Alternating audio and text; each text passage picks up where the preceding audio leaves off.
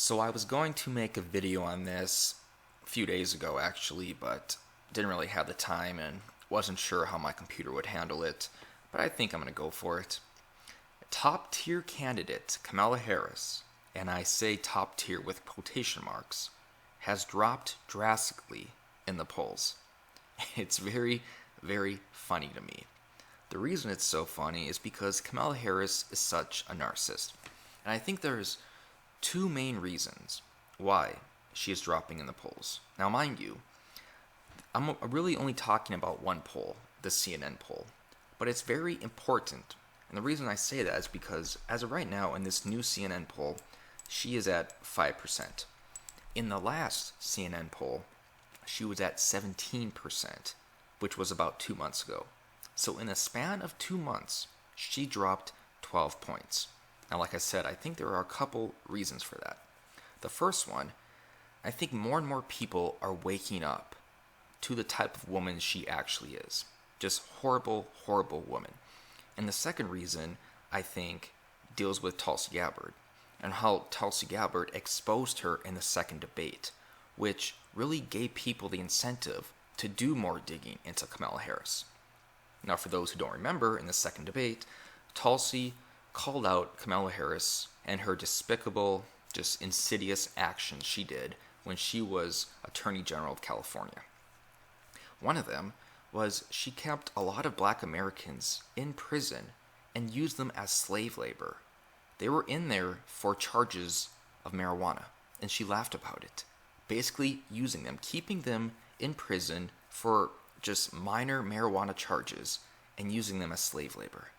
And the second one, I think this one's even more significant, is she kept a man on death row when there could have been evidence that would have exonerated him. She did not want that evidence examined. She kept him on death row and did not examine the evidence until she was forced to. Then that evidence actually cleared the man. That is just despicable on so many levels, and Tulsi Gabbard definitely called that out. I did a couple of videos on Kamala Harris in the past. One of them was during her questioning of James Comey, and another one was her questioning of Mike Pompeo.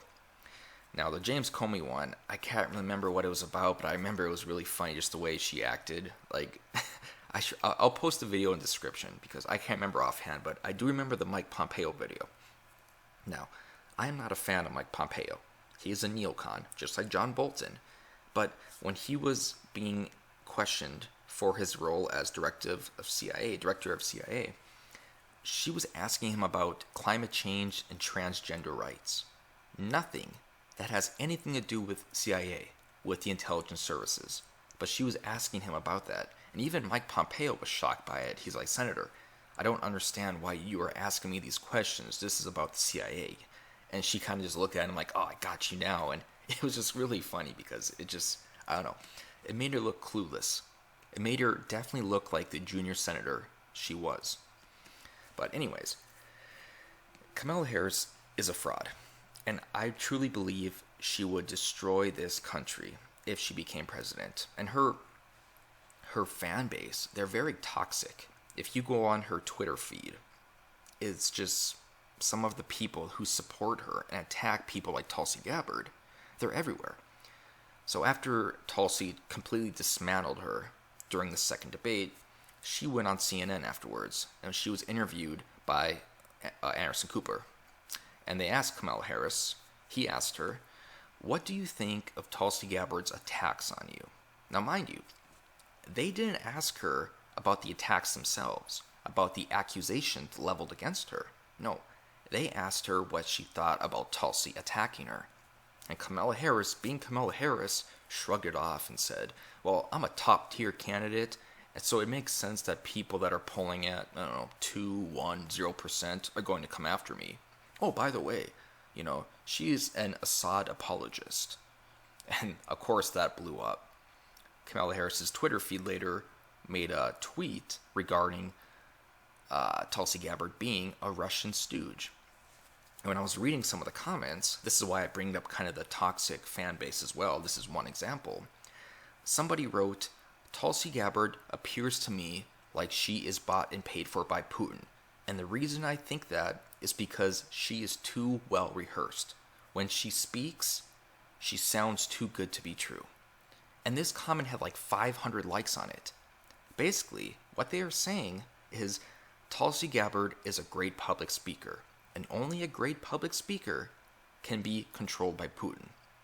If she wasn't controlled by Putin, she would not be able to speak as well as she does. And it's amazing that so many people believe this. It just kind of blows my mind. And it's funny too, then, they also, CNN and other organizations interviewed Tulsi Gabbard after the debate.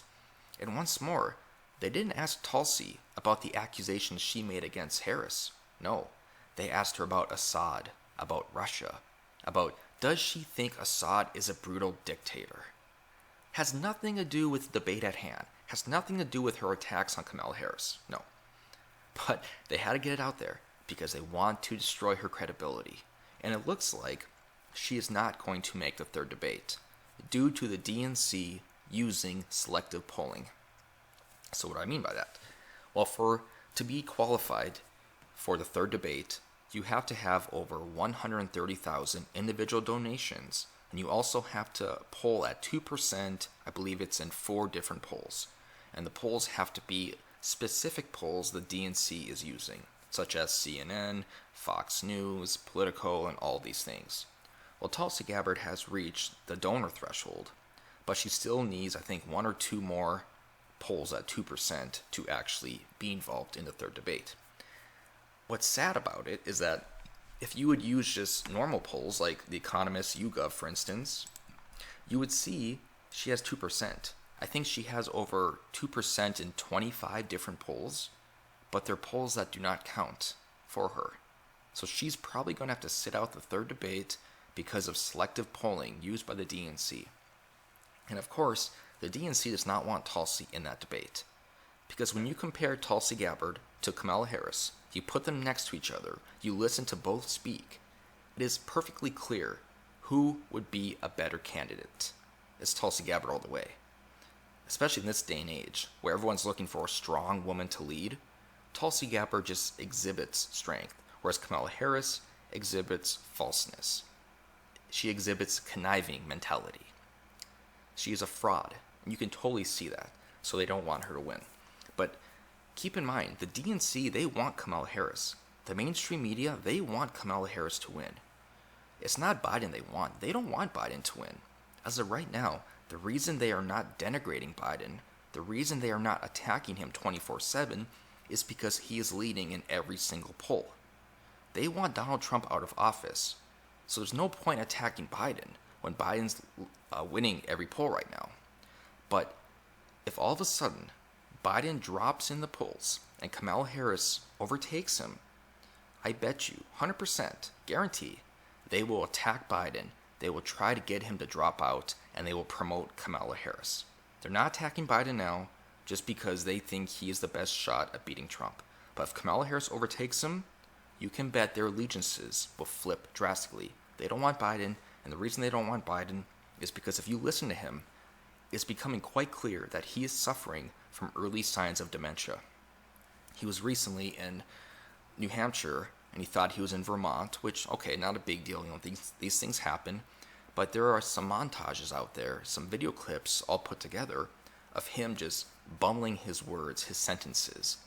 Like during the second debate when he was trying to advertise or plug, I think it was his website, text Joe 330. I mean, he got it totally wrong. He actually gave them the wrong text. And you can just watch these clips of him. And it doesn't help that there are many videos of him out there being quite creepy to young girls. So I think Trump will destroy Biden head-to-head, especially during debate, because Biden's only going to get worse. He kind of reminds me of, now I wasn't born for this, but I've seen plenty of videos of Ronald Reagan during his second term. Ronald Reagan was starting to exhibit early signs of dementia, and that is what Joe Biden appears to be doing as well, which is kind of sad, because I don't wish that on anybody. I'm not a vindictive person. I'm not an evil person. I don't want Joe Biden to go through dementia. That must be horrible for his family to witness. But at the same time, it's becoming quite clear he does not have the mental health to run a campaign. I think many in the mainstream media sees that, and many in the DNC sees that That's why they want Kamala Harris up there. They want to promote her as much as possible so she can overtake Biden, so they can get Biden to drop out. It's that simple. But that's just a few things I wanted to say. I can't stand Kamala Harris, and I love it that she is tanking in the polls because her ego is so large that she probably can't handle that. She's probably thinking right now, well, wait a second, how am I losing? I'm Kamala Harris. I'm perfect in every way. And I think she will continue to drop in the polls. It might be harder now after the third debate, unless someone like Warren or Bernie go after her, but I think they won't. For whatever reason, they don't want to question Biden or question Kamala on their policies. But I think you will see her continue to falter unless she has a great third debate, or if the DNC and mainstream media can promote her enough to actually get some support back for her. But yeah, it should be interesting. Let's see what happens. It just sucks that Tulsi Gabbard is not in the third debate, or she most likely will not be in the third debate, because she would be a great president, she would be a great Secretary of State, and she should definitely get the shot at the third debate when she has passed 2% in the polls over 20 times. They are just the wrong polls, apparently. And I'm done.